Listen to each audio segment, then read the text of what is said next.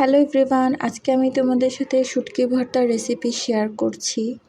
তো শুটকি ভর্তা তো অনেকের বাসায় অনেক রকম করে বানানো হয়। তো আজকে আমি আমাদের বাসায় কিভাবে বানানো হয় সেটাই দেখাচ্ছি। প্রথমে মরিচগুলো আগে ভেজে নিতে হবে, এরপর আলাদা করে শুটকি, পেঁয়াজ আর রসুন একসাথে ভেজে নিতে হবে।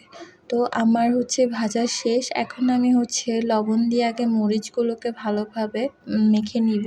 এরপর বাকি যে পেঁয়াজ, রসুন আর শুটকি দিয়ে যে আমি ভেজে নিয়েছিলাম সেটা এখন একসাথে করে মিক্সড করে ভর্তাটা বানিয়ে নিব। তো দুপুরে খাওয়ার জন্য আমি আবার ডিম ভেজে নিচ্ছি, কারণ গরম গরম ভাত দিয়ে শুটকি ভর্তা প্লাস ডিম হলে অনেক বেশি মজা লাগে।